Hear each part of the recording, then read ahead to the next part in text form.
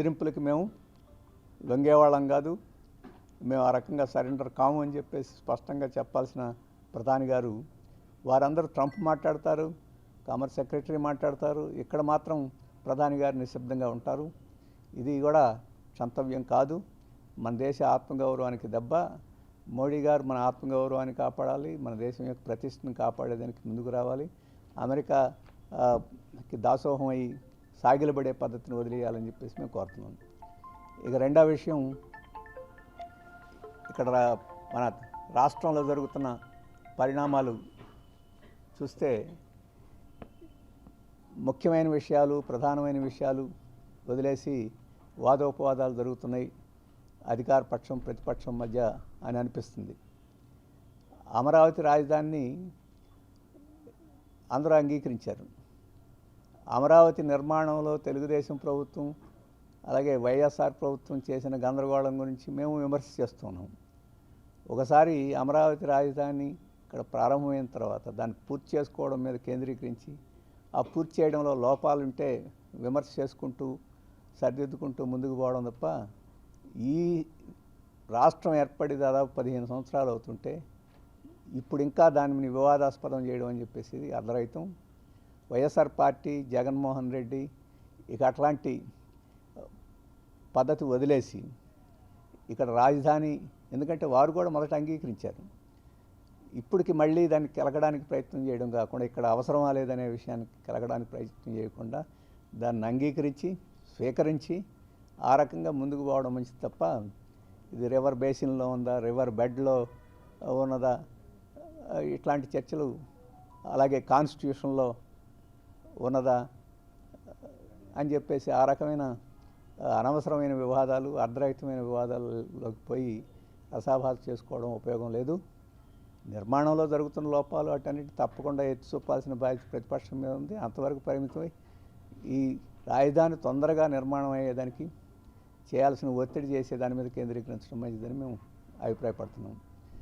అలాగే రాయలసీమ ఎత్తిపోతల పథకం గురించి కూడా వారు లేవనెత్తారు.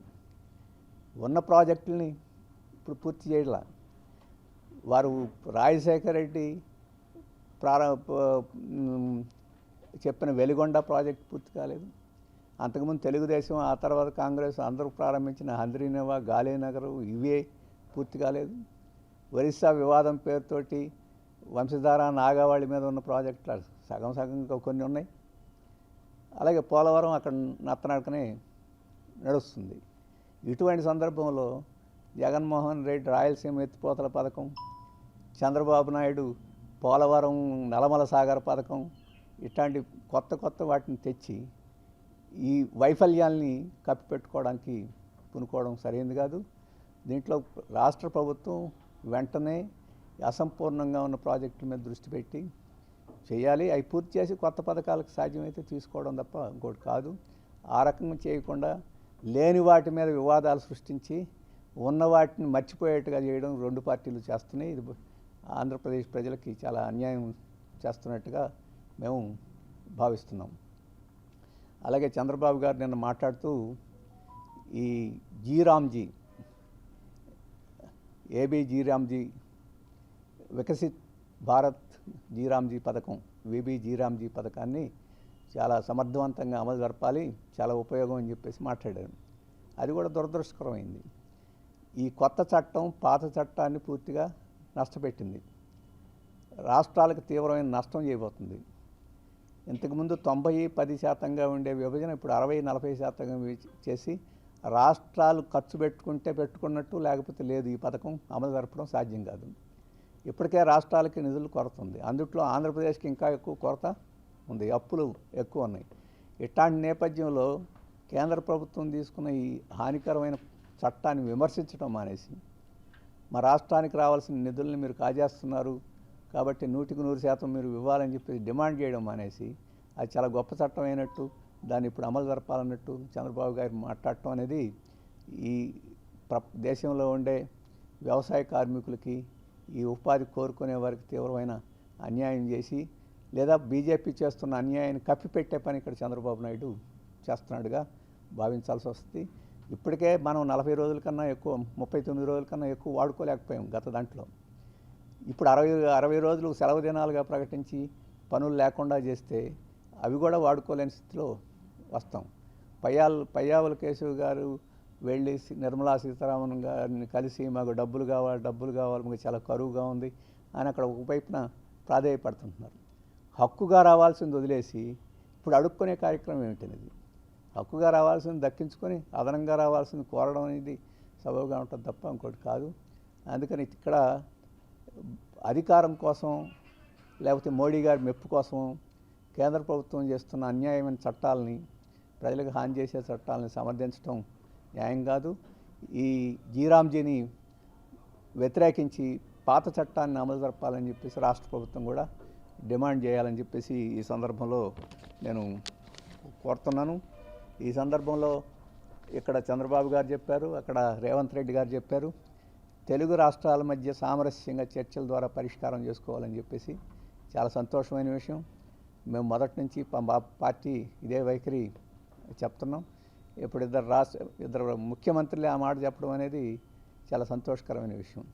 అది రాజకీయంగా నాటకం కోసం చెప్తే అది తప్పు అవుద్ది. నిజంగా చెప్పారని నేను అనుకుంటున్నాను. అయితే అది నిజంగా చెప్పారా లేకపోతే ప్రతిపక్షాలు చేస్తున్న విమర్శలను తప్పించుకోవడానికి చెప్పారనేది వారి కార్యాచరణ మీద అభిప్రాయం ఉంటుంది. మేము కోరుతున్నాం నీటి వివాదాలు కానీ ఇంకా విభజన సందర్భంలో అనుకున్న సమస్యల అపరిష్కృతమైన సమస్యలు కానీ పరిష్కరించుకునేదానికి నిర్దిష్టమైన కార్యాచరణ పెట్టుకొని నిర్ణీతమైన సమయంలో వాటిని పూర్తి చేసేదానికి రాజకీయంగా పరిష్కారం చేసుకోవాల్సినవి కొన్ని ఉన్నాయి. అవి ముఖ్యమంత్రులు కూర్చొని పరిష్కారం చేసుకోవాలి. కొన్ని నిపుణులు పరిష్కారం చేయాల్సినవి ఒక నిపుణుల కమిటీ వేసి వాటిని పరిష్కారం చేసుకోవాల్సి ఉంది. కొన్ని కేంద్ర ప్రభుత్వం మధ్యవర్తిత్వం వహించి పరిష్కారం చేయాల్సినవి ఉన్నాయి. వాటిని కేంద్ర ప్రభుత్వ సహాయంతో పరిష్కారం చేసుకోవాల్సి ఉంది. ఎక్కువ సమయం ఉండదు. శాశ్వతంగా వీళ్ళు అధికారంలో ఉంటామని అనుకుంటున్నారేమో, అట్లా సాధ్యం కాదు. ఇప్పటి వరకు ఇంతకుముందు అనుకొని బొల్తా పడ్డారు. అందుకని ఇక మిగిలింది 3.5 సంవత్సరం. ఈ 3.5 సంవత్సరంలో ఈ రెండు రాష్ట్రాల మధ్య ఉండే వివాదాస్పదమైన అంశాలు మిగిలిపోకుండా పరిష్కారం చేసేదానికి ఒక కాలక్రమం ప్రకటించి నిర్ణయాలు తీసుకోవాలని చెప్పేసి ఈ సందర్భంగా మేము కోరుతున్నాం. Thank you.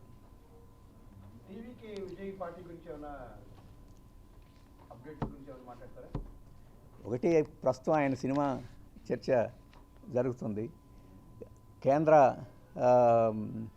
సెన్సార్ బోర్డు ఆయన సినిమాకి ఆడేదానికి అవకాశం ఇవ్వకుండా బోర్డులో ఉన్న ఒక సభ్యుడు తిరస్కరించాడని చెప్పేసి దానికి నిరాకరించడం అనేది చెప్పేది చాలా అన్యాయమైంది. ఇది మెరిట్ బేస్డ్ మీద తీసుకున్న నిర్ణయం కాదు.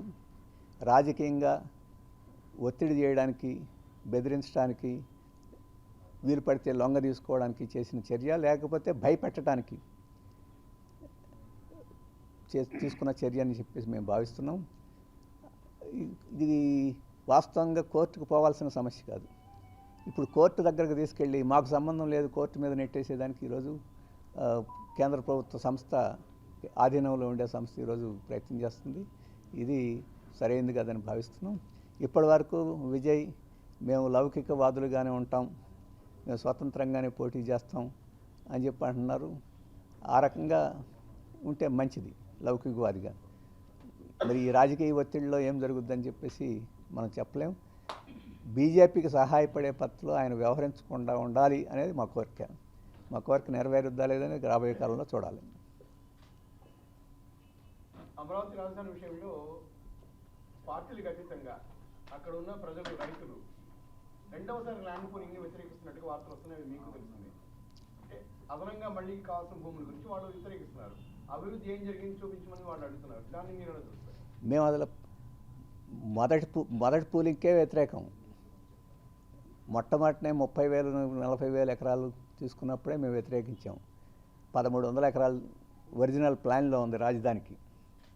రాజధాని నిర్మించడానికి అంటే అంతర్జాతీయ ప్రమాణాలతో రాజధాని నిర్మించడానికి ఆ సింగపూర్ ప్లాన్లోనే 1,300 ఎకరాలు ఉన్నది. ఆ 1,300 ఎకరాలతోటి పూర్తి చేయండి. ఇంకా అదనంగా వసతులు కల్పించాలంటే ఇంకో 2-3 వేల ఎకరాలు తీసుకోండి. వాస్తవంగా ప్రభుత్వానికి సంబంధించిన భూమే 7,000 ఎకరాలు అక్కడ ఉంది. అటువంటి పరిస్థితుల్లో రైతుల నుంచి భూములు తీసుకోవాల్సిన అవసరం లేదు. ఆ రోజే చెప్పాం. ఇప్పుడు అదనంగా తీసుకోవడం మరీ అన్యాయం. ఇది రాజధాని కోసం తీసుకుంటుంది కాదు. వ్యాపారం కోసం తీసుకుంటుంది, రియల్ ఎస్టేట్ భూమి కోసం తీసుకుంటుంది. తమ అనుయాయులు కొనుక్కున్న తర్వాత ఇట్లాంటి పథకాలు పెడితే వాటి విలువ పెరిగి ఆ రకంగా చేసుకోవడానికి తీసుకుంటుంది తప్ప రాజధాని అవసరం కోసం తీసుకుంటుంది కాదు. లేదు, తమ ఖర్చు పెట్టకుండా ఈ భూములను అమ్ముకొని ఆ డబ్బుతోటి కార్యక్రమం నడపాలని చెప్పేసి ప్రజల సొమ్ముతోటి ప్రభుత్వ నడుపుకోవాలని చెప్పేసి ఒక పరోక్షమైన పన్నుల బాధుడు తప్ప ఇంకోటి కాదు. అందుకని ఈ ల్యాండ్ పూలింగ్ని మేము మొదటిదాన్ని వ్యతిరేకించాం. ఈ రెండోది ఇంకా అసలు ఇది అర్థం లేనిది, అన్యాయమైందని చెప్పేసి మేము చెప్తున్నాం.